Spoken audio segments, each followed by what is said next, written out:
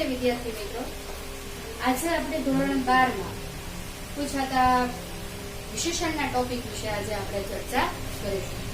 તો સૌથી પહેલા આપણે એ સમજીએ કે વિશેષણ એટલે શું. તો વિશેષણ એટલે સંજ્ઞાના અર્થમાં વધારો કરતું પદ એટલે વિશેષણ. તો સૌથી પહેલા આપણે સંજ્ઞા સમજીએ. સંજ્ઞા ધોરણ 12 ની અંદર આપણે ધોરણ વિશેષણ અને વિશેષ, ખાસ કરીને વિશેષ. એ વિશેષ એટલે શું? તો કે વિશેષ એટલે બીજું કાંઈ નહીં, વિશેષ એટલે સંજ્ઞા. હવે આપણે જે સમજવાનું છે એ છે વિશેષણ.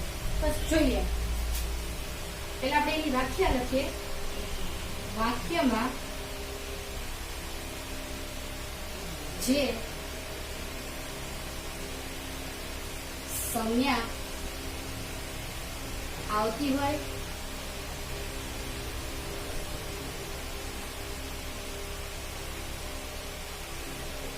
તે સંજ્ઞાના અર્થમાં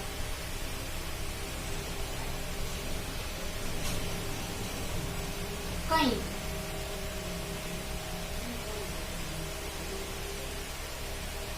વિશેષતા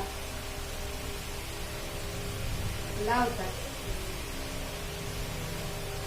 જે પદ મુકાય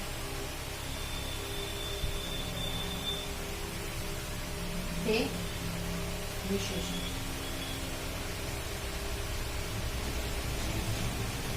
ટૂંકમાં કહીએ તો સંજ્ઞાના અર્થમાં વધારો કરતું વિશેષણ. બરાબર છે? આપણે કયા એક્ઝામ્પલ લઈએ. ઝાડ પરથી અમે 3 નાની કેરી પાડી. હવે આપણે સમજીએ વિશેષણ ને વિશેષ. હવે એમાં આપણે જોઈએ તો કેરી છે એ શું છે? કેરી છે એ સંજ્ઞા છે. યાને કે આપણી ભાષામાં ધોરણ 12 ની અંદર એટલે કે આગળ જે આપણે જેને કહીએ છીએ એને આપણે કહીશું વિશેષ. બરાબર? હવે આ તો સ્વાભાવિક છે, ઝાડ પરથી અમે કેરી પાડી એટલું લખ્યું હોય તોય ચાલે, પણ આપણે એમાં કંઈક ઉમેર્યું છે. શું ઉમેર્યું છે? આપણે અંદર એવું ઉમેર્યું છે કે ઝાડ પરથી અમે 3 અને નાની નાની, આ બે પદથી શું સૂચવે છે?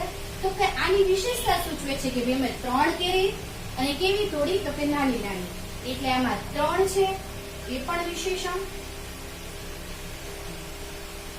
અને નાની નાની છે એ પણ વિશેષણ. બરાબર? આપણને એટલો ખ્યાલ આવ્યો કે ઝાડ પરથી અમે 3 નાની નાની કેરી પાડી. બરાબર? એટલે એમાં 3 છે, નાની છે, એ બંને શું છે? વિશેષણ. આ છે. આજે આપણે સમજીએ વિશેષણના રૂપ બદલાય અને તેના પ્રકાર. એમાં વિકારી, અવિકારીમાં સૌથી પહેલા આપણે સમજીએ વિકારી. વિકારી એટલે શું? તો કે વિશેષણના રૂપમાં ફેરફાર થાય તે. આ એકદમ સિમ્પલ વ્યાખ્યા છે કે વિશેષણના રૂપમાં ફેરફાર થાય. વિશેષણના રૂપમાં કઈ રીતે ફેરફાર થાય જોઈએ આપણે. એની પછી બીજી વ્યાખ્યા જોઈએ જે આપણે ગુજરાતીના નિયમના આધારે છે. શું છે? જે વિશેષણ લિંગ કે વચન, હવે આપણને ખબર છે કોઈ સંજ્ઞા છે, બરાબર, અથવા તો કોઈ વિશેષણ છે, એને આપણે શું તો કે કોઈ લિંગ કે વચનથી જ બને. કેમ? તો જયારે સ્વાભાવિક જોઈએ કે છોકરો છે, છોકરો છે શું છે? તો કે સંજ્ઞા છે. આપણે આગળ હમણાં જોયું એમ કે સંજ્ઞાને આપણે બીજું શું કહીએ છીએ? વિશેષ છે. બરાબર છે? હવે જે વિશેષ્ય છે એને શું લાગે કે વિશેષણને તમે એને લિંગને આધારે, જેમ કે છોકરો છે, બરાબર, છોકરો છે તો એને આપણે કદાચ વિશેષણ મૂકીએ, સારો એવું મૂકીએ. આપણે અહીંયા લખ્યું છે, બરાબર, છોકરો તો કે સારો. જો લિંગ છે છોકરાની, સ્ત્રીલિંગ આપણે જોઈએ તો કયું છે? તો કે પુલ્લિંગ છે. બરાબર? વચન જોઈએ તો કે એક વચન છે. જો તમે પુલ્લિંગ છે, એક વચન છે, બરાબર, એમાં તો કોઈ ફેરફાર ન થયો. ઈ જ રીતે બીજું જોઈએ. સારી છોકરી, છોકરી છે એ તો કે કેવી છે? તો કે સારી. ઈ શું છે? તો કે સ્ત્રીલિંગ છે. આ જે તમને વાત કરું છું એ લિંગના આધારે તમને સમજો. બરાબર? ત્યાર પછી આપણે છોકરું છે તો કે આપણે જે નપુંસકલિંગ કહીએ છીએ. બરાબર?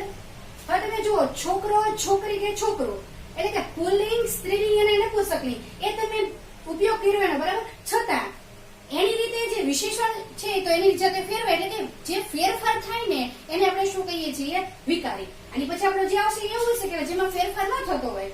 હવે આગળ જોઈએ વચન. આમાં તો કઈ છે નહીં, આ તો એક છે સિમ્પલ. તમે એક બીજું ઉદાહરણ મૂકો, છોકરાઓ. જો આ વચન થયું. હવે એને આપણે આગળ મારે વિશેષણ લગાવવું છે તો કે સારા. હવે તમે બધા જોઈજો, ફરી વાર આપણે જોઈએ જે વિશેષણમાં લિંગ એટલે આ બધી, વચન એટલે આપણે આ જોયું સારા છોકરાઓએ, પ્રત્યે લાગતા તેના રૂપમાં ફેરફાર થાય. યાની કે કયા રૂપમાં ફેરફાર થયો? વિશેષણમાં જુઓ. હવે આપણે સારો છોકરો છે, છોકરીમાં આપણે એવું લખશું કે સારો છોકરી નહીં ને, આપણે શું લખશું? સારી છોકરી. યાને કે લિંગના આધારે આ સ્ત્રીલિંગ છે એટલે આપણે ફેરફાર કર્યો. શું ફેરફાર કર્યો? સારી. બરાબર. હવે એ જ રીતે છોકરું છે તો આપણે લખશું કે સારો છોકરો અથવા તો સારી છોકરો. આપણે ઓટોમેટિકલી જ આઈડિયા આવી જશે કે આપણે શું મૂકવાની જરૂર છે? સારું. બરાબર. એટલે જો સાબિત થયો કે વિશેષણના રૂપમાં ફેરફાર થાય તે આપણા મગજની અંદર એકદમ ઈઝીમાં ઈઝી, પણ છતાં આપણે આગળ જોવું તો શું યાદ રાખવાનું કે લિંગ કે વચનનો બરાબર પ્રત્યય લાગતા ફેરફાર થાય તે. આ બધામાં આપણે આટલું ટૂંકું કરું તો આ રીતે થાય. શું? ફરીવાર, લિંગ કે વચનનો પ્રત્યય લાગતા ફેરફાર થાય તે. બરાબર. જો સારો છોકરો, સારી છોકરી, સારું છોકરું. એટલે જોઈએ જેમ સંજ્ઞામાં ફેરફાર થયો, યાની કે આ સંજ્ઞા છે. બરાબર. આને આપણે બીજું કયા નામે ઓળખીએ છીએ? આપણે આને વિશેષણ તરીકે ઓળખીએ છીએ. જો એ છોકરો છે એ વિશેષ્ય છે, અહીંયા છોકરી છે એ પણ વિશેષ્ય છે, અહીંયા છોકરું છે એ પણ વિશેષ્ય છે. વિશેષ્ય કયો કે સંજ્ઞા કયો? એ એકનું એક જ છે. બરાબર. પણ હવે આપણે સંજ્ઞા છે એવું ભૂલી જવાનું. હવે આપણે વિશેષણ શીખતી વખતે વિશેષણ શબ્દ છે આપણે મગજમાં રાખવાનો રહેશે. એટલે અહીં જેમ સંજ્ઞામાં ફેરફાર થયો અને તેના રૂપમાં પણ ફેરફાર થયો, આ એનું રૂપ છે. આ બરાબર. આ શું છે? તો કે આ સંજ્ઞા છે અને વિશેષણ એના રૂપમાં ફેરફાર થયો. સારો, સારી, સારું અને સારા ફેરફાર થયું. બરાબર. એટલે આપણે આને કહીશું વિકારી. જોયું. ત્યાર પછી આપણે જોઈએ અવિકારી. અવિકારી એટલે શું? વિશેષણના રૂપમાં ફેરફાર ન થાય તેવું પદ. આ એની સરળ વ્યાખ્યા છે. બીજી એની વ્યાખ્યા જે આપણે સાચી વ્યાખ્યા જેને કહીએ છીએ તો કે જે વિશેષણને લિંગ કે વચનનો પ્રત્યય લાગતા તેના રૂપમાં ફેરફાર થતો નથી તે અવિકારી વિશેષણ. જોઈએ આપણે અહીંયા છોકરો, છોકરી, છોકરું અને છોકરાઓ. વિકારી વિશેષણની જેમ જ આપણે અહીંયા જોઈએ કે છોકરો છે એ શું છે? તો કે એ પુલ્લિંગ છે. છોકરી છે એ શું છે? તો કે એ સ્ત્રીલિંગ છે. છોકરું છે એ શું છે? તો કે એ નપુંસકલિંગ છે. બરાબર. અને આ છોકરાઓ એ આપણે વચનના આધારે લીધું છે તો એ શું છે? બહુવચન છે. તો જો વ્યાખ્યાને ફોલો કરીએ તો લિંગ કે વચનનો, બરાબર. તો જુઓ અહીંયા લિંગ કે વચનનો, આ લિંગ પુલ્લિંગ, સ્ત્રીલિંગ અને નપુંસકલિંગ, વચનનો પ્રત્યય લાગતા તેના રૂપમાં ફેરફાર થતો. હવે આપણે રૂપમાં જોઈએ. જુઓ તમે કે અહીંયા આપણે વિશેષણ કેવું મૂક્યું છે? સરસ મૂક્યું છે. બરાબર. હવે છોકરો છે તો એની આગળ તમે કયું વિશેષણ મૂક્યું? સરસ. છોકરી છે જ્યાં પણ તમે કયું વિશેષણ મૂક્યું? સરસ જ. આપણે પહેલામાં કર્યું તું સારો, સારી કે સારો એવો ફેરફાર કરીશું નહીં. એમાં ફેરફાર નહીં થાય. સરસ છોકરી એમ જ રહેશે. એટલે કે સરસ વિશેષણ એ કેવું વિશેષણ છે?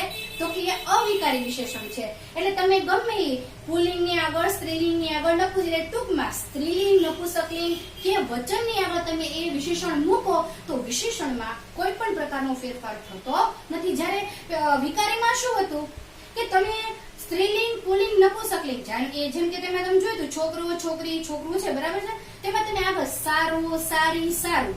જો ટૂંકમાં આપણે એટલું જ યાદ રાખવાનું રહે, ફેરફાર થાય તે વિકારી અને ફેરફાર ન થાય તે અવિકારી. જો આપણા મગજની અંદર એક સરળ વ્યાખ્યા એ મગજમાં આવી જાય ને તો આપણને વિકારી અને અવિકારી આપણને તરત જ આવડી જાય. બરાબર. એટલે આપણે અહીંયા જોયું, જો સરસ, સરસ, સરસ. ને અહીંયા તમે છોકરાઓ લખ્યું તો સરસ જ છે. બરાબર. વિશેષણમાં કોઈ પણ પ્રકારનો ફેરફાર આપણે કર્યો નથી. અહીં જેમ સંજ્ઞામાં ફેરફાર થયો પરંતુ વિશેષણમાં કોઈ પણ પ્રકારનો ફેરફાર થયો નહીં એટલે આપણે એને કહીશું અવિકારી વિશેષણ. અહીં જેમ સંજ્ઞામાં ફેરફાર થયો પરંતુ વિશેષણમાં કોઈ ફેરફાર ન થયો એટલે એ અવિકારી વિશેષણ. ઓકે, આપણે જે શીખ્યા વિકારી ને અવિકારી, હવે શું છે ખબર છે? રૂપના આધારે આગળ પ્રકાર સમજીએ. વિશેષણના વાક્યમાં સ્થાનના આધારે બે પ્રકાર. ઓલા જે આપણે શીખ્યા હતા વિકારી અવિકારી, શેના હતા? રૂપના આધારે. બરાબર? હવે આના બે પ્રકાર છે. એક છે અનુવાદ્ય, જે આપણા માટે થોડુંક અઘરું છે, એના માટે ઈઝી છે પૂર્વે. પૂર્વેને આપણે એનથી પણ તમને સહેલું કરી દઉં પહેલા. બીજો એનો પ્રકાર છે વિધેય. વિધેય એટલે શું? તો કે ઉત્તર. હજી તમને આને ઈઝી કરી દો તો કે પછી. સંજ્ઞાની પહેલા આવે વિશેષણ તો એને અનુવાદ્ય કહેવાય, અને સંજ્ઞાની પછી વિશેષણ આવે એને આપણે વિધેય કહેવાય. આ થઈ આપણી સામાન્ય સમજ. જોઈએ આગળ. અનુવાદ્ય એટલે પૂર્વે.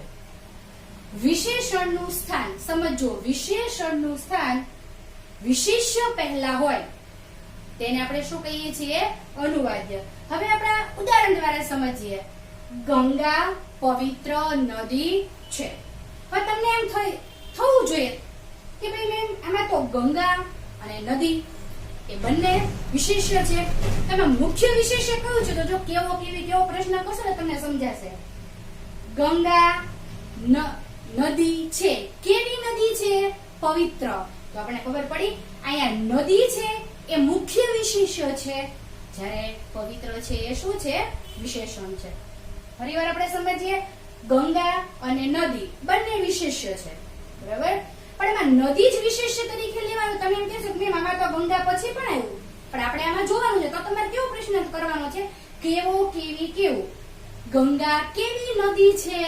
તો જો કેવી નદી છે. કેવી તમે શું મૂક્યું? નદી છે. એટલે તમને ખબર પડી નદી શું છે? વિશેષ્ય. હવે આગળ તમે વિશેષણ મૂક્યું. કયું વિશેષણ મૂક્યું? પવિત્ર. બરાબર? એટલે કે આ આપણું વિશેષ્ય છે.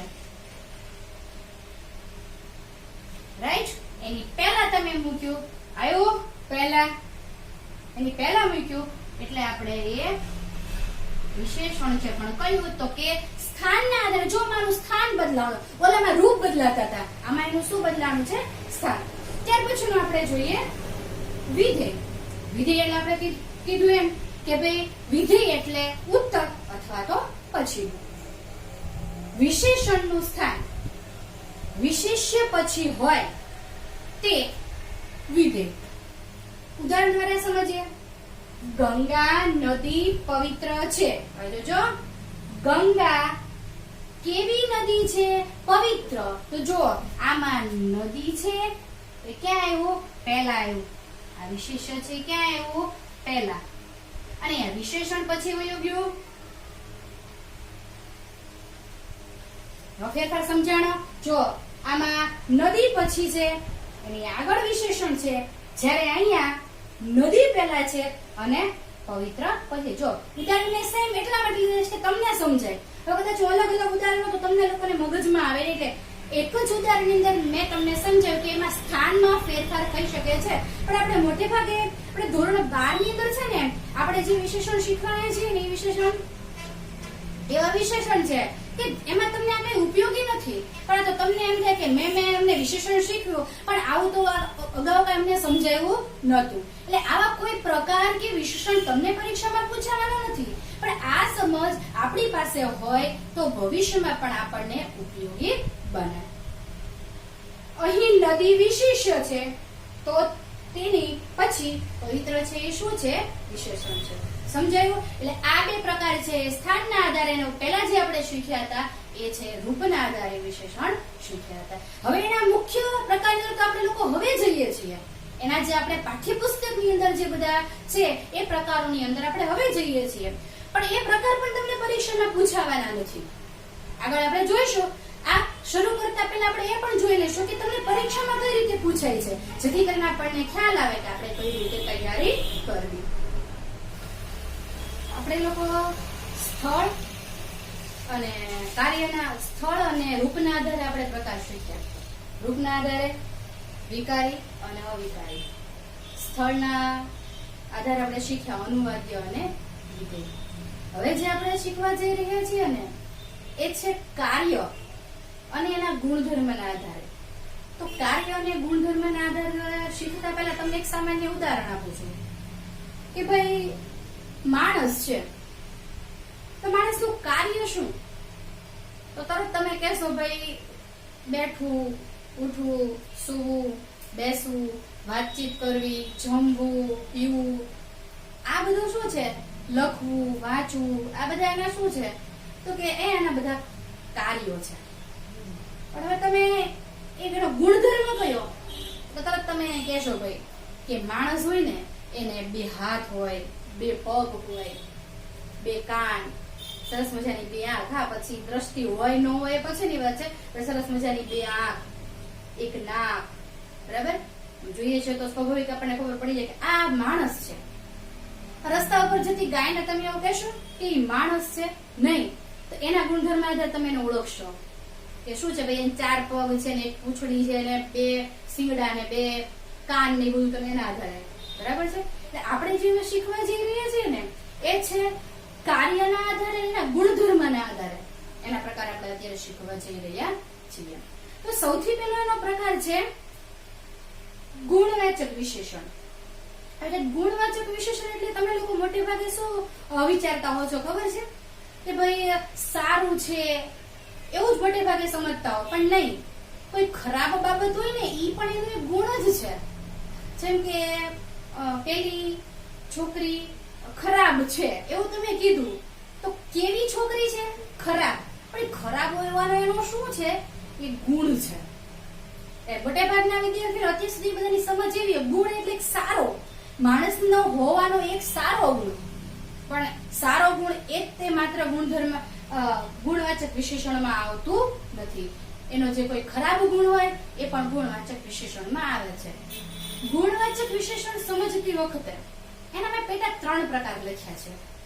એ છે રંગવાચક વિશેષણ, બીજું છે સ્વાદવાચક વિશેષણ અને ત્યાર પછીનું છે આકારવાચક વિશેષણ. આ 3 છે એ આજ સુધી તમને બહુ ઓછા સમજાવાય છે, અથવા તો તમે નાનપણમાં 7મા ધોરણની અંદર કે એમ તમે જુઓ તો આ પેટા પ્રકારની અંદર આપેલા છે. તમને થશે મેં કેમ 12માં લીધા? એ એટલા માટે કે આ 3 જો તમને મગજમાં બેસી જાય ને તો તમને તરત ખબર પડી જાય આ એનો ગુણ છે. હું તમને સમજાવું. સૌથી પહેલું છે રંગવાચક વિશેષણ. જો રંગવાચક વિશેષણ તમે લોકો જુઓ છો લાલ ને પીળું ને લીલું, એ તમને કોઈ રંગ આવશે ને તો તમને ખબર પડશે રંગ શેમાં આવે છે? ગુણવાચક વિશેષણમાં. પણ આ એનો પેટા પ્રકાર છે. આપણે સમજવાનું છે એવું જ કે રંગ આવે એ રંગ હોવાનો એનો શું છે? ગુણધર્મ. બરાબર? માણસ કાળું ધોળું હોય છે, બરાબર? સ્વાદવાચક તીખો, ખારો, કડવો, ગળ્યો, આ બધું એના શું છે? સ્વાદ.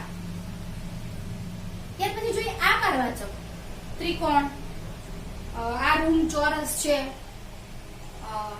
ક્રિસમસ નું જે વૃક્ષ છે એ શંકુ આકારનું છે. એ શંકુ આકાર નથી, બાકી તમે લોકો એવું બોલી શકો ને કે ક્રિસમસ નું ટ્રી છે એવું તમે બોલી શકો, પણ તમે વિશેષણ ઉમેર્યું શંકુ. બરાબર? એ શંકુ છે એ શું છે? તો કે આકાર છે. એટલે ચોરસ, ગોળ, ષટકોણ, અષ્ટકોણ આ બધા છે ને એ આકાર છે. સમજાયું? એટલે આ 3 રંગ, સ્વાદ અને આકાર કોના પેટા પ્રકાર છે? ગુણધર્મોના. હવે તમારે આવું આવશે તમારા પાઠ્યપુસ્તકની અંદર ખાસ આ તમને મારે પેટા સમજાવવાનું કારણ જ છે કે ભાઈ આપણે ધોરણ 12 ની અંદર ભોજાનો એક પાઠ છે તો કે રેશમી કપડું. તો રેશમી કપડું છે, કપડું છે કેવું છે કે રેશમી હોવાનો શું છે? ગુણધર્મ છે. રેશમી છે, બાકી એકે શું કહેવાય પ્રકારની અંદર આવતું નથી. રેશમી છે શું છે? એનો પ્રકાર છે. હવે નાનું બાળક એવું તમને એને કીધું છે, તો નાનું હોવાનું એનો શું છે? તો કે એ ગુણ છે. બરાબર? હવે છે કે એના 3 બાળકો કાળા, હવે તમને કાળા છે તો જો આવ્યું તમે તરત સમજાશે કે મેં દિવસે રંગવાચક કીધું હતું ને, એ રંગવાચક શેમાં આવે? ગુણવાચકમાં. બરાબર? હવે એવી જ રીતે કે છે કોઈ એવો પાઠ કે શાક સમારતા મરચું ખાધું ને તીખું લાગ્યું. હવે એવું છે તીખું લાગ્યું. હવે જો શાક સમારતા મરચું ખાધું, પણ તમે જો તીખું મળે તો તમને ખબર પડી તીખા હોવાનો શું છે? ગુણધર્મ છે. બરાબર? ત્યાર પછી આકારવાચકની વાત થઈ. એટલે આ ત્રણ જો સમજાઈ જાય ને તો તમને ગુણવાચક ખબર પડી જાય. હવે આ આપણને કોઈ પરીક્ષાની અંદર એવા કોઈ પેટા પ્રકાર કે એવું પૂછાતું નથી, પણ મારે તમને આ પ્રકાર ડીપમાં અને વ્યાખ્યા સાથે એટલા માટે સમજાવવા પડે. આ બધું તમારા મગજમાં જો એકવાર સમજાઈ જાય ને તો તમે ઓટોમેટિકલી વિશેષણ ગોતી શકો. આ બધું જે અત્યારે મેં બધું બોર્ડમાં લખ્યું છે કે હવે આ બધાની તમને પેટા હું વ્યાખ્યા શીખવવાની છું કે લખવાની છું ને એ તમને પરીક્ષામાં ક્યાંય નહીં પૂછે. હા, તમે કાલ સવારે ઉઠીને કોઈ સ્પર્ધાત્મક એક્ઝામ આપવા જાઓ, કદાચ તમને વિશેષણ ક્યાં ઉપયોગી બની શકે, બરાબર? ત્યારે તમને એમ ન થાય કે મેં કઈ અમને વિકારી અવિકારી નહોતું સમજાયું, એવું તમને કશું લાગે નહીં. એટલા માટે આપણે પહેલાથી છેલ્લે સુધીનું આપણે પૂરું સમજશું, બરાબર? એટલે હવે આઈડિયા રહ્યો હશે તમને લોકોને. ત્યાર પછીનું છે પરિમાણવાચક. હવે સૌથી પહેલા તો એ છે પરિમાણ બોલું છું, પરિણામ નથી બોલતું. પરિમાણ એટલે કોઈ માપ. માપમાં તમે કહેશો કેવું? આપણે લેવા જઈએ ખબર છે, મને 1 મીટર કાપડ આપો, દૂધ લેવા જશો એમ કહેશો 1 મીટર દૂધ આપો. શું બોલશું ત્યાં? 1 લીટર દૂધ આપો, બરાબર છે? હવે આવું કોઈ માપ છે એને આપણે કહીએ છીએ પરિમાણ વાચક. હવે ક્યારેક તમે એવું બોલશો, આ તો સમજો આ તો છે નહીં ને મારે ઘરે આવવાનો સમય થઈ ગયો છે, સ્કૂલે જવાનો સમય થઈ ગયો છે, સવારમાં વહેલી સ્કૂલ સમય હોય એટલે તો ભાઈ અચાનક એવું બન્યું કે ઘરમાં દૂધની આવવાની વાર હતી, મારે મોડું થયું, એટલે મમ્મી કદાચ ઘરે જઈને એમ કે આ ગ્લાસમાં થોડું દૂધ આપો ને. તો એ કઈ માપવા બેઠશે, મમ્મી શું બોલ્યા? થોડું દૂધ આપો. તો થોડું પણ એ શું છે? એક પ્રકારનું માપ જ છે, પણ આપણે એને અનિશ્ચિતમાં લઈ લઈએ છીએ. થોડું ઘણું વધારે, સમજાવે ને? આ બધું એક પ્રકારનું માપ જ છે. ટૂંકમાં પરિમાણ એટલે માપ. જો હજી કહું છું પરિણામ નહીં, પરિમાણ. ત્યાર પછી સંખ્યાવાચક. સંખ્યા એટલે આપણને ખબર પડી જાય કે આપણે સ્વાભાવિક છે, આ ધોરણ 12 ના વિદ્યાર્થીઓ એટલે સંખ્યા એટલે આપણને ખબર પડી જ જાય. આ સંખ્યાની અંદર પેટા છે તો આપણને ખબર પડવી જોઈએ એમાં કે પૂર્ણ. હવે 1 2 3 તમે લોકો બોલો ને કેવું કહેવાય? એ પૂર્ણ કહેવાશે. એ જગ્યાએ ક્રમિક. હવે આપણે વિદ્યાર્થીઓને હાજરી પૂરતા તો જોજો એમાં roll number 1, roll number 2, roll number 3, roll number 4 એમ બોલશો એટલે શેમાં આવ્યું? પૂર્ણમાં આવ્યું. હવે હું ક્રમિક ની વાત કરું છું. હવે કોઈ આપણે શું કહેવાય કે ભાઈ પરિણામ આપવાનું હોય બધાને, આપણે એમ એવી મોટી સભા યોજાણી હોય ને ઇનામ ને બધું આપવાનું હોય ત્યારે આપણે કોઈ એવું બોલશે 1 નંબર 2 નંબર એમ બોલશે? એમ કહેશે પહેલા નંબર ઉપર આ વ્યક્તિ રહી છે, બીજા નંબર ઉપર આ વ્યક્તિ રહી છે, ત્રીજા નંબર ઉપર આ વ્યક્તિ રહી છે. તો ઈ જે છે એ શું છે? એનો શું દર્શાવે છે? ક્રમ દર્શાવે છે. ત્યાર પછી માત્રા. મેં તમને માત્રાનું વાત કરી હતી, બરાબર? કોઈ માત્રા થોડું ઘણું વધુ ઓછું આ બધું શું છે? એની માત્રા છે. અને છેલ્લે છે આશરે. આશરે આપણે એમ કહીએ, આપણે એમ કહીએ કોરોના ક્યારે જશે ખબર નહીં, લગભગ દિવાળી પછી જતો રહેશે. તો આ લગભગ શું છે? તો કે એક પ્રકારનું તમને આમ ને પણ આમ સંખ્યા જ બતાવે છે, બરાબર? કે લગભગ દિવાળી પછી, તો લગભગ, બરાબર? આશરે બધું શું તમને દર્શાવે છે? તો કે આ દર્શાવે છે સંખ્યા માટે. પણ આ ત્રણ તમને એટલા માટે સમજાવું, સંખ્યા એટલે બાકી બધા શું સમજે 1 2 3 4 5 6, પણ એમ નહીં. એની અંદર પેટા પ્રકાર આપણને ખબર હોય તો તરત આપણને ખબર પડે એ સંખ્યા વાંચીની અંદર આવે છે.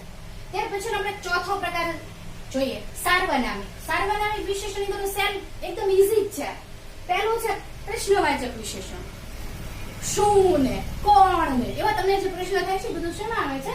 પ્રશ્ન. આવું થાય અત્યાર સુધી તમને એવી સમજ નથી, પણ આ જો કે પરીક્ષામાં બહુ ઓછા પૂછે છે, પણ જો ખાલી જગ્યામાં તમને એવું પૂછાય છે તો ત્યારે તમને ખબર હોવી જોઈએ કે આમાં શું એવું તમે આમાં ક્યાં. પણ જો શું એવું હોય તો ક્યારેક આપણને વિશેષણમાં પૂછી શકે છે. અનિશ્ચય વાચક એટલે કોઈ નિશ્ચિતતા હોતી, આની ઉપરથી આપણને ખબર પડે કે નિશ્ચિતતા હોતી નથી. દર્શક એટલે જો કહીએ છીએ સામે, પહેલું, આ, એ બધું શું છે? બધું દર્શક વાચક ની અંદર છે. ત્યાર પછી છે સાપેક્ષ. સાપેક્ષ વાચક એટલે આપણે અંદરો અંદર જે હોય છે એને આપણે કહીએ છીએ સાપેક્ષ વાચક. ક્રિયાવાચક. ક્રિયાવાચક ની અંદર થોડા એક જ ઈઝી મેં સમજવું કે જે આપણે ક્રિયા કરીએ છીએ, બરાબર? રમવું, જમવું એ. ત્યાર પછી નામિક. નામિક ની અંદર આપણે જોઈએ ને તો એની અંદર આપણે અત્યાર સુધી પ્રત્યયો શીખ્યા છે ને એ અંદર પેટા, એ જયારે આપણે પેટામાં અંદર જશું ને ત્યારે આપણે એના વિશે થોડી સમજ મેળવીશું. કરતું વાચક, કરતું એટલે ઈઝીમાં ઈઝી, ક્રિયાનો કરનાર. ક્રિયાનો કરનાર કોઈ હોય કે ભોજો ખાડો ખોદનાર છે. ભોજો ખાડો શું ખોદનાર છે? ખાડો ખોદનાર છે. ખોદનાર છે શું થયું? કરતું વાચક થયું, કાર્ય કરનાર. અને સંબંધક એટલે આપણને ખબર છે, સંબંધક ની અંદર એકદમ ઈઝી, નો, ની, નું, ના, આ બધા જે લાગતા, જેમ કે પુસ્તક ની કિંમત. તમે જશો કોઈ બુક સ્ટોરમાં, પુસ્તકની કિંમત કેટલી છે? જો તમે જે ની બોલો છો ને એ શું છે? પુસ્તકનો કિંમત સાથેનો સંબંધ. સમજાયું? એ પછી આપણે એક ઉદાહરણ દઈએ. પંખાનો પવન. હવે પંખા નો, પંખો અને નો પવન, પંખાનો અને પવનનો વચ્ચે આપણે મૂક્યું નો. પંખાનો કોની સાથે સંબંધ છે? પવન સાથે. બરાબર? હવે આ આપણે 8 પ્રકાર શીખ્યા, એના પેટા પ્રકાર શીખવાના છે. પણ એ પહેલા હું તમને સમજાવું કે તમને પરીક્ષામાં કઈ રીતે પૂછાય છે. તમને પરીક્ષામાં 1 માર્ક્સમાં પૂછે છે. સૌથી પહેલી બાબત તો એ કે આ વિશેષણ આપણને 1 જ માર્કમાં પૂછે. તો આટલી મોટી આ લપ મેમ કેમ કરે છે? પણ જ્યાં સુધી આપણે એના પ્રકાર એના વિશે ન હોય ત્યાં સુધી આપણને એને ઓળખતા ન આવડે. જો હું તમને ઉદાહરણ આપીશ ને કે ભાઈ રાતી ગાય છે, તો જો તમે રંગ મગજમાં તો તરત તમે કહેશો કે આ ગુણધર્મ છે. અત્યારે લખવા નથી પણ તમે તરત કહેશો રાતી ગાયમાં રાતી છે શું છે વિશેષણ, તરત તમે લખીને આવશો કે આમાં વિશેષણ રાતી છે. પરીક્ષામાં આપણને કઈ રીતે પૂછાય છે તો જોઈએ. પરીક્ષામાં 2 રીતે પૂછાય છે. 1 માર્ક્સ છે ને અડધા માર્ક્સમાં.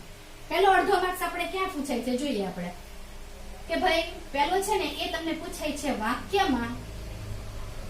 વાક્યમાંથી વિશેષણ ગોતો.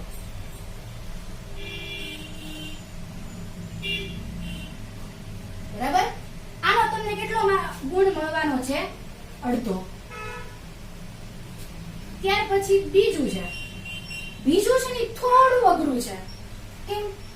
તો કે એની અંદર એમ છે ખાલી જગ્યામાં વિશેષણ મૂકો.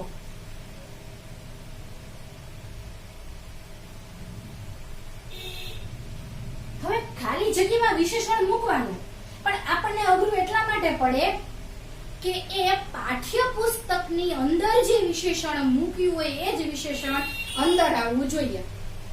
ભોજાને 4 નાના બાળકો હતા એવું કોઈ વાક્ય છે તો ભોજાને 4. જો 4 આવડે તમને ખબર પડી, સંખ્યાવાચક. નાના શેમાં આવ્યું? ગુણવાચકમાં.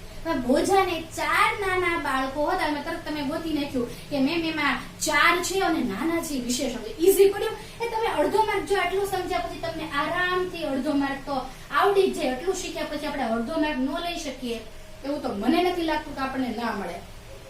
જે છે આ અડધા માર્કનું છે. એ અડધા માર્કને આપણે શું કરવાનું તો કે મેં હવે ખાલી જગ્યા મૂકી છે. ભોજાને ખાલી જગ્યા અને ખાલી જગ્યા બાળકો હતા. હવે એ વખતે આપણને યાદ હોવું જોઈએ મેં ભણાવ્યું હતું ત્યારે શું હતું તો કે હારું જો આપણે વાતોમાં ધ્યાન હોય ને તો આપણને ખબર પડે નહીં કે ત્યાં 4 હતા કે 3 હતા. મારી જવાબ કોઈ ભૂલક્કડ એ તો એમ લખી નાખે કે 2 તો ખોટું પડે. કેમ કે ત્યાં આપણા આધારે નહીં, ત્યાં આપણે લોકોએ પાઠ્યપુસ્તકની અંદર જે વિશેષણ આવે ને એ મૂકવાનું. તો જો તમારે જો હોશિયાર વિદ્યાર્થીઓ તો આવડવાનું છે. કેમ કે પાઠ સમજો ત્યારે આપણું ધ્યાન ત્યાં હોય જ. એટલે આવે 4 ખાલી જગ્યા મૂકશો. ભોજાને 4 ખાલી જગ્યા એટલે નાના બાળકો હતા. બરાબર? એટલે આ છે એ થોડુંક આપણને ટફ પડે પણ જો ધ્યાનથી પાઠ સમજાવો તો વાંધો આવતો નથી. એવું નથી કે કાવ્યમાંથી ન પૂછે. આ પ્રશ્ન આપણને કાવ્યમાંથી પૂછે છે. જેમ કે તમારું પહેલું કાવ્ય છે ને અખિલ બ્રહ્માંડમાં એક તું શ્રી હરિ. તો અખિલ બ્રહ્માંડમાં એક તું શ્રી હરિ. જો અખિલ એટલે આખું, આખા વિશ્વની વાત કરી. અખિલ છે વિશેષણ છે. અખિલ બ્રહ્માંડમાં એક તું શ્રી હરિ. જો આ આપણે શીખ્યા હોય ને સંખ્યાવાચક તો તમને આવડે કે હા મેં કીધી આપણે સંખ્યાવાચક શું એક છે શું આવ્યું. બરાબર? એટલે આ તમને હવે ખબર પડશે કે મેં આટલી મોટી લપ શા માટે કરી રહ્યા છે. બરાબર છે? એટલે બની શકે કે આપણને આ બધું કાવ્યમાં પૂછે, કાવ્ય પંક્તિની અંદર પણ આપણે વિશેષણ તો મળી જ રહેવાના છે. બરાબર છે? ઓકે, આ નેક્સ્ટ આપણે પછી